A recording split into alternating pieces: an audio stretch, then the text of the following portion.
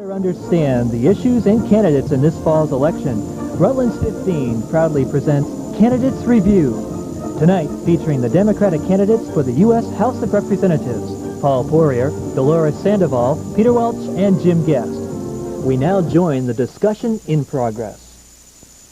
So we invest more and more money into education, and always the kind of a guilt trip that children are worth the investment, and we've done it every time, invested more and more, and yet the results we seem to get out of whether it's elementary school or high school or college seems to be poorer and poorer.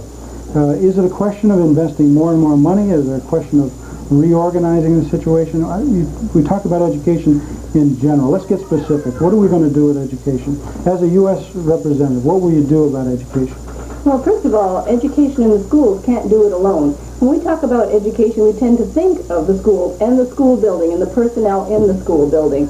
But we need to think about the other adjunct services that go along with that, because the whole family situation in America, around the world, but particularly here, has changed and is continuing to change. We're no longer thinking of two parents, two children, a dog and a cat, and mama and grandpa kind of thing.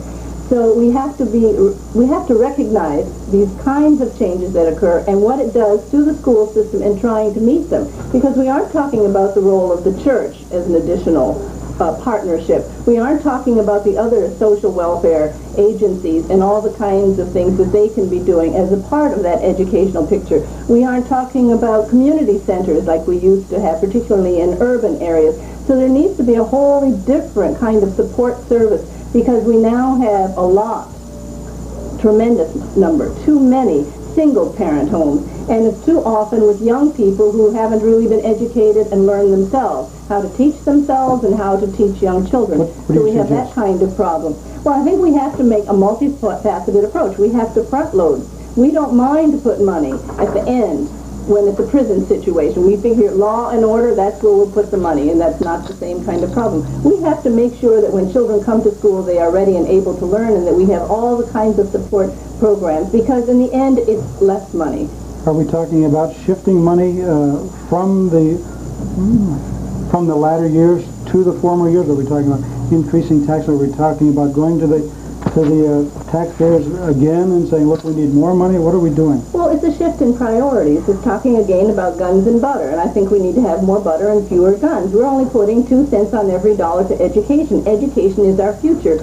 It doesn't pay to have guns if you don't have somebody who's educated enough to use it. Fortunately, we haven't got to think only in that way, because I'm against the whole concept of militarism as we are promoting it. We need to think of peace and talking. We do not really utilize our access to peaceful means. So this is a form of education too. Reconciliation, conciliation. That's a part of education and working toward the economic picture. Foreign policy and economic policy are together, and education feeds into them.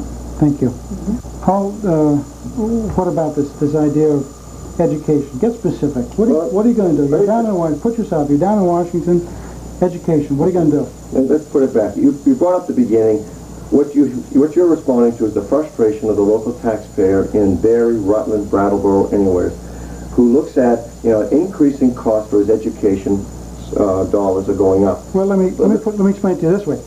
My taxes in the 10 years I've owned my home have more than doubled. It seems like, what it seems like is we send out a dollar and they get 75 and we end up getting 25 cents. Plus all the controls that come with it. You can make education enormously complicated, and I'm not a professional educator, but I did go to school for a long time. And I have very vivid memories of what were the very solid experiences I had, and they all were centered on those couple of teachers that I had that really stood out, that created a sense of excitement, that created a sense that learning was something that was exciting, that created a sense of possibility that if I applied myself, I could learn, and at the end of an educational process, become a person capable of educating myself. And that's why I think there's got to be some emphasis on fair pay, adequate pay, good pay for teachers. The federal government can play a significant role with scholarships, with the kind of aid that used to be available for people going into the teaching profession, but no longer is available.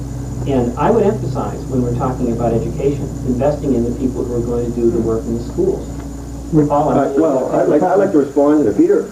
I want to move on to something else. Wrap this up. Well, I was going to say, Peter, you're right. But those teachers are still in the public schools. But they're, for anybody who's in public education to know, is literally working as an extension for the public human services department. We're dealing with social problems today that when you went to school and I went to school were not being done in the school. Okay. And valuable teaching time is taken away from these fine professionals to try and solve many of our social problems. That's where we're spending a lot of money in public education. And when we talk about education, the next step, of course, is education towards jobs. And another aspect of all of that is how we're going to compete internationally. But one of the other areas of concern to people across the state is healthcare. And both teaching and healthcare have the problem of who is going to do it. Both of them have been considered women's fields to a large extent. So the salaries have been held down, the benefits have been almost non-existent in many instances. So that's a national problem. Whom are we going to recruit to become teachers and to become nurses? In teaching, there's no benefits? Benefits No, are not included in it teaching? depends on the areas. We're talking nationally. But there are a lot of areas where, well, the benefit is a good salary, considering the amount of time that is put in and the amount of energy that it takes. People tend to think because the school day goes from 8 to 3 or from 7:30 to 2:30, this kind of thing, that's a shorter time. You have summers off. But you do notice that when school starts in the fall, families are very glad that their children are going back because they can't very often handle all those hours a day of keeping people occupied and busy. So this is another aspect of what's being said. Perhaps I'm the wrong one for you to deliver that message to because we teach our children at home. We're thrilled. Thrilled to have them all summer, thrilled to have them during the whole school year. Let's move on to something. You happen to be home and able to do it. People who are holding jobs, both parents or if it's a single parent, that's a wholly different kind of problem. Let me just a final point on the teaching. You shouldn't be left with the impression, and anybody here, I don't think, thinks the federal government can come in with large dollars and start paying teachers' salaries. That's not what it can do. But we should try to attract and keep the best people in teaching. And there is a kind of a program that was done before that got cut during the Reagan years, and that was a series of teacher centers. We had some in Vermont, where you brought together professionals. You got teachers from different parts of the state, different parts of the country. They exchanged ideas of what was working. And you had a recharging of the batteries and a broadening of the imaginations. What the federal government can do is that, stimulate and support that kind of a process. Because, boy, I mean, Paul knows it better than anybody. You get people into teaching, they get burned out. I mean, there are a lot of people, we know a lot of people who've left the teaching profession. So we should support the best people to stay in teaching. That's what the federal government can do, but not with dollars for salaries. Let's move on to something else. Healthcare. Today's paper is an article. You're proposing nationwide healthcare. Give us some details. Well, there are only 2 industrialized nations in the West that don't have a comprehensive universal access to healthcare. South Africa and the United States, and that's a disgrace. I mean, any of us going around talking to people, talked to senior citizens at the Rutland Center yesterday, their number one concern is that some kind of a healthcare problem, a long-term problem, is going to literally wipe out their family savings, and that's what happens now. I mean, there are families around Vermont right now living on the edges of poverty. When somebody gets sick, they got to decide, do we go to the doctor, do we pay the fuel bill, or do we go buy groceries? What gets left out is going to the doctor, and by the time they go, the problem has gotten worse, it's more disabling, it costs more to do it. My feeling is, Bruce, that every Vermonter, every American, as a matter of right, ought to have access to quality health care at a price they can afford. And I think it's an issue whose time is coming. I worked in the Congress 20 years ago, and there were people talking about national health insurance then, couldn't get any response. I think we realize now that it's a national scandal that people are going without health care and wiping out their savings to get it. So what I propose is, well, there are various proposals around, but basically any proposal ought to have these 4 elements, Bruce. 1, it ought to be universal. Everybody gets access. 2nd, there should be cost control components as part of any program. 3rd, there should be quality control components. And 4th, the emphasis especially ought to be on primary care. Get the problem early before it becomes serious, before it becomes much more costly. And along those lines, when we talk about elder care, we don't... Excuse me just a second. Paul, did you have a response to that? Are you familiar with this proposal? Yeah, I read it today, but one of the things that I've been saying, and I read with Jim, it's the first time that I heard you say it or read it, that you share this a view that I have, is that that we have to pay for this. It's not we go around the country and around the state and we talk. Someone's going to have to pay that bill, and the only way you're going to do it is find a way to get the money that's fair. I agree with everything Jim said in terms of the principles that have to be established, that has to be universal, but you also got to make sure that you're paying for this in a fair way. And what I've been proposing, and I think maybe other candidates now agree with me, is that you've got to take a look at that Social Security payments. You know, why is it that the 80% of people who work in the state of Vermont make under $30,000 a year? They pay from the first dollar to that last dollar. They have a withholding of 7.5% for their commitment to Social Security. But there are many people around this country who make well over $45,000, which is the cutoff point, and they stop paying. And yet, when it's time to receive the benefit for Social Security, which helps you meet your long-term care in terms of paying for it, they get the highest benefit. The people with the lowest incomes get the smallest return. What I've been proposing to pay for it is, let's take the cap off, and let's have a public policy in this country that every American who's working has a responsibility to pay his or her fair share into a trust fund which will provide long-term care to the elderly, catastrophic health care, and give people options. Give people the options to get treatment at home where they can have a visiting nurse come in for 2 or 3 hours a day, rather than force them to go into a nursing home where it's 24 hours of constant care. The cost savings alone is astronomical. Don't they have that option now? No, they don't. You have to be Medicaid eligible. But we're talking about they're spending their personal income. There's personal savings. That's right. You know, they have that option now, then. There's two issues here. One is basic health care, and the other is long-term nursing home care when you're older and frail and need assistance. Yeah, I understand. But when they're spending their personal savings, okay, which what you're talking about, wiping out their personal savings, while they're doing it, they have every option in the world. But why should they have to wipe out their personal?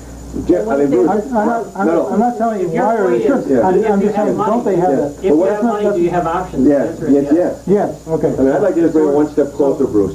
Is that, you know, and maybe other people say, my parents are both in their 70s. They're both living after working 7 years in textile mills as laborers, living on $800 Social Security.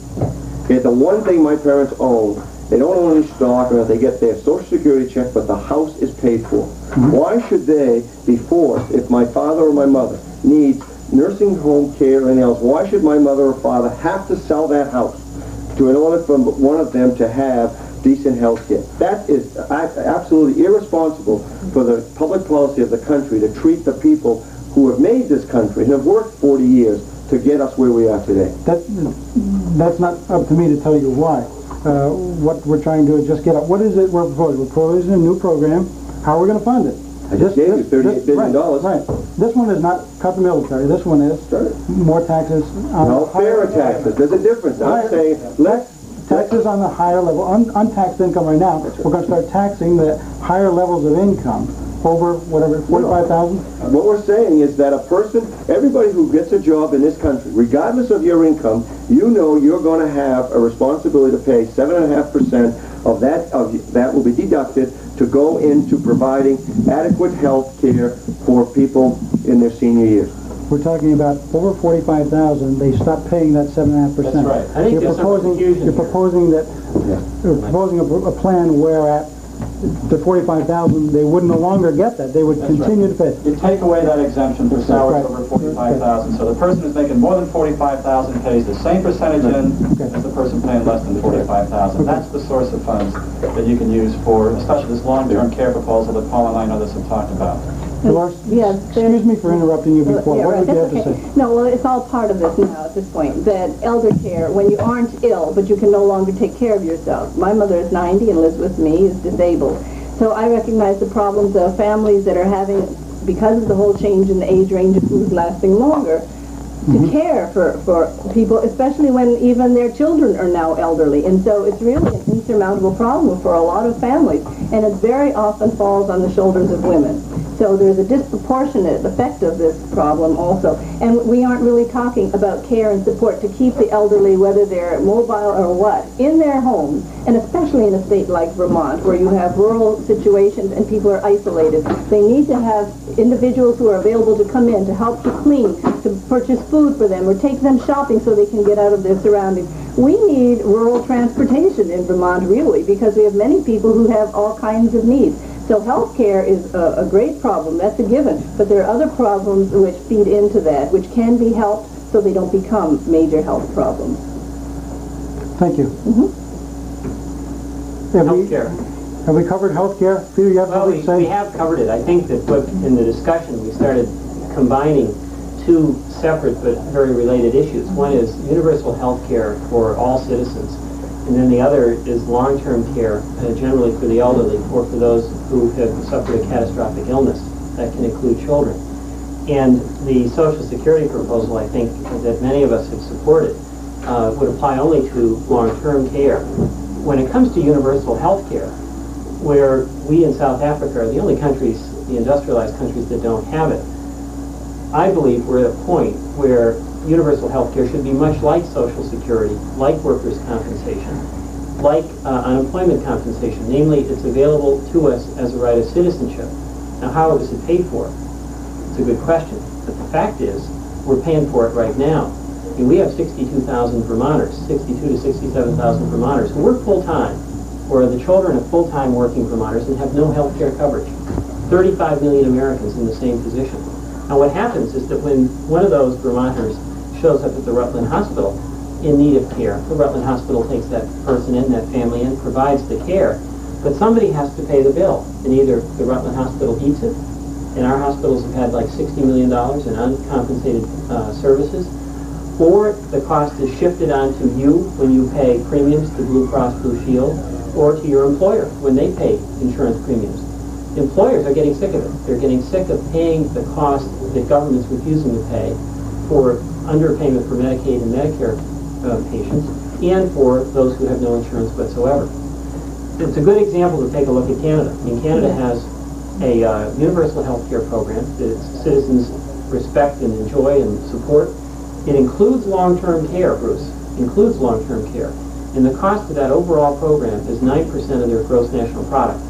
We're spending, for our very flawed and limited health care system in the United States, no long-term care, 12% of gross national product. So it can be done with better benefits and lower cost. Well, I guess we don't have a question about the quality of care that we want. It's a question of how to fund it. It's a question of access. How to go about it. The fact is, there's a major question of access, and what happens right now is that if you have the dollars, you get tremendous care, and you get it when you want it. But what's happening is that the government is trying to avoid its responsibility, insurance companies are trying to avoid their responsibilities, and they create these bureaucratic nightmares for people who need services, and they call that cost containment. And essentially what they're doing is denying people access to the care that they need. People are putting off going for care when it's in early stages because of their fear of it becoming catastrophic, and so it does become catastrophic. So this is a human right to have health, and it certainly would be cost effective in the sense that from the standpoint of productivity on the job, people would be able to do a better job and attend work or attend school, whatever. And these are all problems which, when it's cost balanced out, would perhaps save us money in the end. Bruce, I got to clarify one quick point, if I may. Excuse me. When we begin talking about rights, and I noticed that you brought it up, the healthcare as a right. When we begin talking, that triggers a red flag with me, because we begin talking about rights. Well, where do we find the basis for that? Can we go to our original documents and find a basis for this right, or are we creating a new right? And if we're creating a new right, what is the new price tag? These are red flags that I'm not sure whether our viewers share those same sentiments or not, but certainly when I hear about new proposals and new rights, we have a right to this, a right to that, I want to know what the responsibilities are too and where they fall. It was my comment, and let me just elaborate on that. There are certain fundamental things in society that I think we ought to provide people, and I say as a matter of right. Is it written in the Constitution? No. Is it the right thing for government to be doing? The answer is yes. And I look at what I would call some fundamental consumer rights, or some fundamental rights of citizenship. Education is one of them. You know, Vermont can be proud, actually. We were the first state in the nation to provide for universal public education. As a matter of right, that's in our Constitution in Vermont. But education should be a matter of right. Housing. Everybody ought to have access to decent housing. Food is another one. And healthcare. I mean, those would be four fundamental consumer rights, citizen rights, whatever you want to call them, which I'm saying, you know, they're not written in some document somewhere. I'm saying that as a society and as a government, we should take whatever steps are required to provide citizens those basic needs, to meet those basic needs. Because I really will go back. I mean, I believe we all here believe in equal opportunity. If somebody is truly going to have an equal chance to make it, they've got to be well fed. They've got to have a place to sleep. They've got to have an education that can allow them to get a good job and earn a good living. And they've got to have health care. So those really are fundamental, I think, to the kind of society that that we should have in this nation. And we're not meeting it right now. We're falling down on each of those fundamental areas. We can't very well look to lead the world as a superpower if we don't consider basic human needs as essential. Life, liberty, and pursuit of happiness. We weren't thinking life that's not livable. Let's talk about that, Delores. You mentioned, and I kind of put it on the back burner. You're talking about education and the military and training. What was it? Cooperation, international cooperation. Expound on that. Okay, well, I was talking about our foreign policy and economics. Was that perhaps what you were alluding to? We're talking about teaching cooperation and compromise on an international basis. Well, we do have certainly a global society. There's no question about it. Whether or not we want to, cut us up into different countries in different locales is one thing, but nevertheless we have transnational corporations that are singular in purpose, and they are overriding in their emphasis and disregarding nation states. So regardless of how we may feel as individuals, that I'm an American and there are certain kinds of behaviors my country should participate in and so forth, if our president doesn't even have a chance to make change on the basis of the very overriding nature of those corporations, then this is impacting on our life and our existence. So we need to be aware of it. So education is a part of that. Education is part of the global picture. Our economies and our foreign policy go hand in hand. That's what's changing in the world. We've been talking, and I'm sure we'll get to the whole military picture from the standpoint of whom we support as allies and so forth. But that whole picture is changing. Okay, that picture is changing. The next couple of years, the European Economic Community is really going to be a united nation of European states. And they're going to have tariffs and other barriers just as we have our American states. And so we have to really start thinking more, just as we're starting with the Canadian-American trade agreement, to think about this whole hemisphere, South America, Central America, and North America, and how we can work together and help each other. At this point, we're only helping each other with the drug traffic. And we're not thinking very positively from the standpoint, again, of education, of all the aspects of global economy development and research and development. We are thinking and have been thinking very singularly along the lines of the military-industrial complex. We are capable as a country of doing much more. And that's the kind of direction that I would work for in Congress, that we get back to researching and developing new kinds of products so that we can again be in the forefront of manufacture and development. I don't have anyone particular in mind. Three fellas, give us some comments on the military. I guess I'm personally frustrated when people blame the United States for the situation in Nicaragua. Jim, give us some comments on that. Well, I think we have messed it up down there. I mean, we talked about the wasteful military spending and procurement practices. That's a scandal. That should be dealt with. We should run the Pentagon in a much more business-like fashion. Let's talk now about... Specifically on Nicaragua and Central America. I think we've gone just the wrong way about it. If we want to have influence in Nicaragua, if we want to help the people in Nicaragua, you don't get it by giving military aid or dress it up as humanitarian aid, whatever you want to call it, to the Contras. We shouldn't be doing that. That's an illegal, in my view, that's an illegal, immoral war down there. What we ought to be doing, wouldn't we be much better off, Bruce, helping the people more and developing good influence for the United States if we took the money that goes for guns or medical supplies or whatever for the Contras and used it for a rural health care center?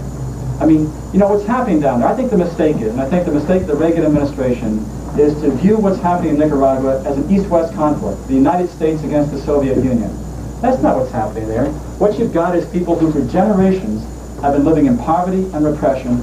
They're just trying to get a decent standard of living. You don't think that there's Soviet involvement in Nicaragua? Oh, sure there's Soviet involvement down there, and part of the reason that the Soviets are doing it is we're going on the other side. Everybody starts escalating. You're giving us lots of opportunities here. The Arias Peace Plan Will you yield the floor to Mr. Welch? Sure, take the floor. I think there's probably no disagreement with what we would say. Well, what we should remember is that the Arias Peace Plan, which has the support of the Central American countries, has as its goals that are American goals. No exportation of revolution, no introduction of offensive military weapons in Nicaragua or any of the other Central American countries. Nicaragua has agreed to that. So far as we know, it and the other Central American countries have complied with that. So Ronald Reagan, candidly, has never supported that. That was something that was imposed on him because finally the Central American countries got together and decided, look, this war is hurting us, no matter what may be the Republican agenda in Washington. It's hurting us, and we've got to take our own future in our hands. We should be working now to implement the goals and objectives of those of the RAS peace plan. We're undermining that every time we send a nickel of aid to the Contras, whether it's direct military aid or disguised as humanitarian. That's why this recent vote by the Senate is so disappointing and so against the interest of peace in Central America. I'm very proud of the fact, incidentally, that Bob Stafford and Pat Leahy both voted against that Contra aid package. I go along with the idea of the goals, but how you're achieving those, I don't know. I certainly go along with the idea of life, well, Bruce, liberty. Can I say one thing? Self-determination is a principle. Certainly the idea of life, liberty, and the pursuit of happiness is worthwhile. That's the basis of the American country, our documents and our government and our whole goals. And certainly life without some of these healthcare things might be unpleasant, but you have the liberty, and to be in Nicaragua and not have those. But we've imposed. Would seem not as worthwhile. Well, their economy is shambles, in a significant part because of the American embargo. But keep in mind. Oh, you've been very patient. Well, I don't think we disagree. I think what you have to take a look, and Peter just started to touch on it, and we've all said it, is that, we have to recognize that the United States should stand for certain principles and values all over the world. We ought to speak consistently every part of the world. We ought to have a consistent message to the people of Central and Latin America. And that same theme should be there just as strong into the African talks, just as strong what's happening now. It's in Burma. I mean, we've got uprisings all over the world. Today, you and I happen to be talking about what's happening in Nicaragua. Why don't we talk about El Salvador? I mean, we in this country have been supporting the Duarte government in El Salvador, an extremely rightist government that has taken away the fundamental civil rights of its people. But yet, because we have associated that country as such anti and willing to stand up against the communist threat, yet they've taken away all the rights of the people there. We turn our back on the way they mistreat the people. We single out the Sandinista government.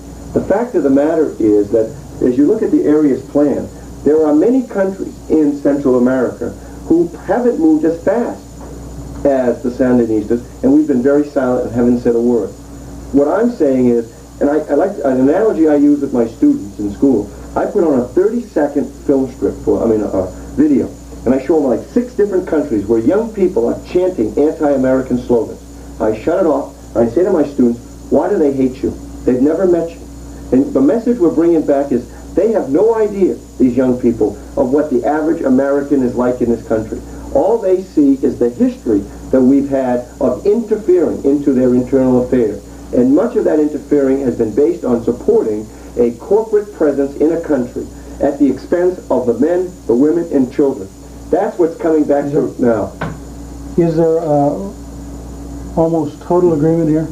I think so. I think there's total agreement that we should not be on this sending one money issue. to the Contras. On this one issue, there's total agreement. So and that we should be providing economic in assistance.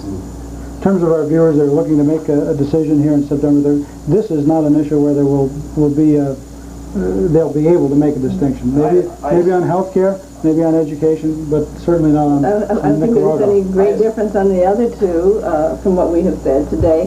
One step further is what we're talking about, though. I feel very strongly that we should get back to paying our dues to the United Nations. Now, the settlement that's just come about of the Iran-Iraq situation has direct United Nations involvement in it. Instead of us being there as a presence all by ourselves as we have been and getting killed and perhaps helping others to die, we should have been working through the United Nations, which we helped to establish. And instead we have become a big debtor nation to it. And whereas over the years, people around the world could look to the Soviet Union and say they don't pay their bills to the UN, they aren't supporting it, look at how good the United States is, we have just flip-flopped those positions under Gorbachev. So now the Russians are paying back everything and even paying towards international peacekeeping efforts, and we are withholding our money under Reagan. And even though our representative to the UN, Vernon Walters, says we're a nation that likes to pay its debt, President Reagan has said, no, Congress is talking about let's get back to paying our UN debts because we need this kind of an institution. We need to support the World Court. We need to be, just as Paul has said, we need to be even-handed in our approaches to these kinds of international problems that we want to be involved in and provide leadership to. And we aren't at all. in that sense. We have one policy we use in one part of the world today, we flip-flop it for the next part of the world, and we say such and such a kind of behavior is Russian, it's not ours. It's kind of hard for someone outside to see the difference in what we do sometimes and what the Soviet Union does. We just call it by different names on different days. Jim, let's switch channels here a little bit. Sure. Acid rain. There's a plank in the Democratic at the National Convention on acid rain, and you were at odds with that. Well, they didn't really tackle it. I mean, what's happening with acid rain, and we all know it, you see it. I mean, you talk to fishermen around Vermont now, they're seeing polluted lakes and polluted streams. Half the red spruce on Campbell's Sump have died because of acid rain. You see it all around the state, and that's a problem that's not, we don't produce the pollution locally, we can't control it locally. That's going to take a Washington solution. My complaint with the Democratic platform is it really didn't get specific, and I think it's clear that we have to have, for starters, polluters out in Illinois and Ohio, Michigan that are putting the stuff up in the air. They've got to pay part of the cost of cleaning up. What I'm supporting, because we've had no action. I mean, we've gone 6 years back when I ran for the Senate 6 years ago against Bob Stafford. We said, let's do something about acid rain. Nothing's happened for 6 years.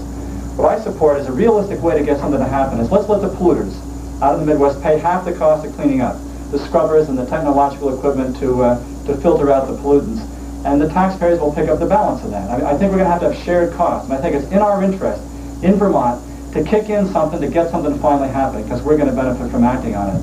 And that again requires a strong advocate in Washington, willing to forge a solution that will work. But we can't just keep going along and talking about the issue and saying the polluters got to pay everything and see nothing happen. You got to be realistic about what you can get through the Congress. We're going to take a break right now, but when we come back I want to talk a little bit more about them. Here are the other candidates' views. We'll take a break and we'll be right back to Candidates Review.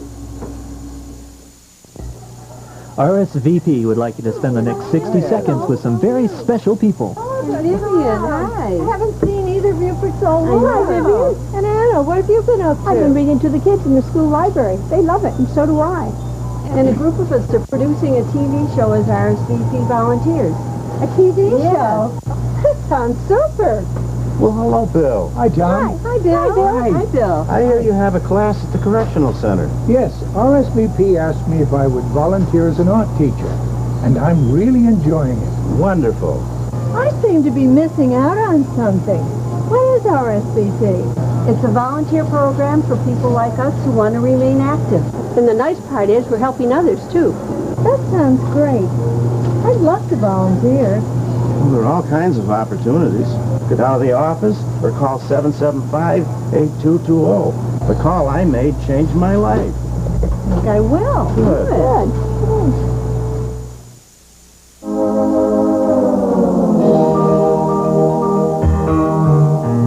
The views and opinions expressed in this program are not necessarily those of Rutland Cablevision. If you wish to comment on this program, please write to the producer of this program, in care of Rutland Cablevision, 7 Pine Street, Rutland, Vermont, 05495. And now, back to tonight's Candidate Review.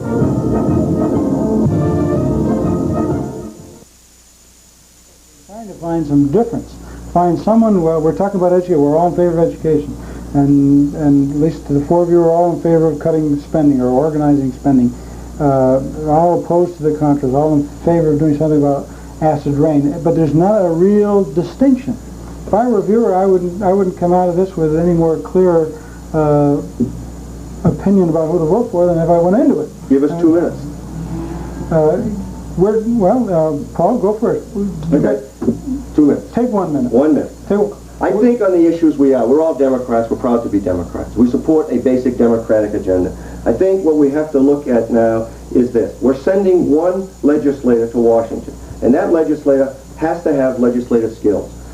I'm running because I think my track record as a House Majority Leader in the areas that we've talked about, in moving education, protecting the Vermont's environment, have been outstanding. And you don't do it alone. You do it by forming coalitions, getting people to work together and recognize we have to solve the problem.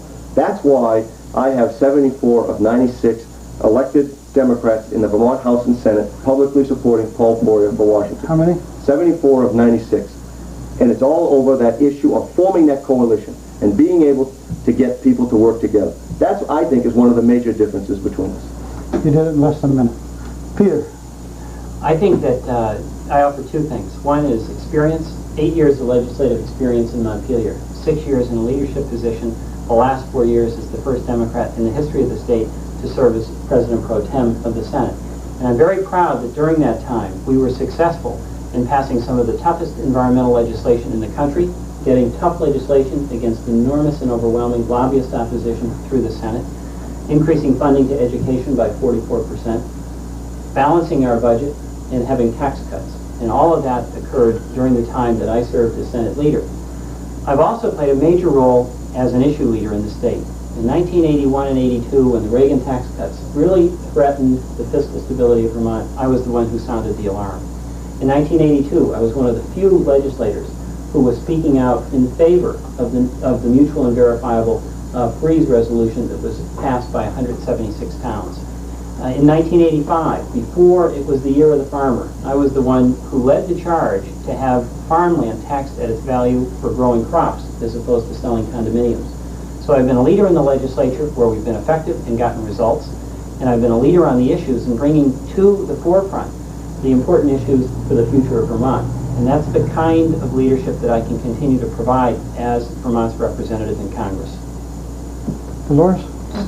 There are 435 seats in Congress. This little button I'm wearing, which you might not see on your television set, says 5%. That's the percentage of women in Congress. There are 23 women out of that 435. Now, that's not an American kind of statistic. If you go to any kind of business, if you go to even your town council, I'm sure you'll see different statistics from that, a school board meeting, anything. Women are represented and active. And there is not just one role to participation in government in this country. There are many Congress people and senators now who have come from academia, have come from business, have come from a variety of roles. Even the basketball court, I understand, too, with the Washington Capitol, and have been able to operate well. My experience has been in a variety of ways. I have lived across this country in large cities, small towns, and I've had a chance to see the needs and the interests of people in a variety of settings. I have worked in a variety of roles. I put myself through college, and I worked from the age of 16, so I've held a variety of different jobs, and I've worked in personnel management, so I understand the roles of a variety of kinds of jobs. So I understand that aspect of Vermont and our needs after being here 18 years. So I think that I can contribute, plus the fact that I've lived and visited in about 12 different countries, many of the countries which we have different agreements with, whether trade or as allies. So I have a broad and a rather, I think, interesting background to take to Washington that I can speak for the problems of Vermont and carry the values and the ideas of Vermont to Washington. Jim Guest. Well, Bruce, let me talk to your viewers. You've got a pack of candidates here, right? Take 1 minute, Jim. Take 1 minute. Let's look at experience, let's look at effectiveness, let's look at electability. You've seen me for 15 years as Banking and Insurance Commissioner fighting for consumers, as Secretary of State fighting for citizens against the bureaucracy, as Development Secretary fighting for good jobs for Vermonters. I've been out there day in and day out getting results, and you can look at my track record and you can judge what I'll do in Washington by my ability and my record of getting results here in Vermont. I might add that I also worked for 3 years in the Congress of the United States as a staff member, so I've been down there. I've had that legislative, congressional experience as well. As somebody said, I won't need on-the-job training. You can also look at the question of electability. There have been polls in one of the major newspapers recently that shows I'm by far the strongest Democrat in the general election, and I'm the leader in the Democratic primary. I think it's critical that we get somebody with a good, strong, progressive Democratic agenda elected. It's not going to be easy. I think I can do the best job, both in terms of winning that election and in terms of my service in Washington.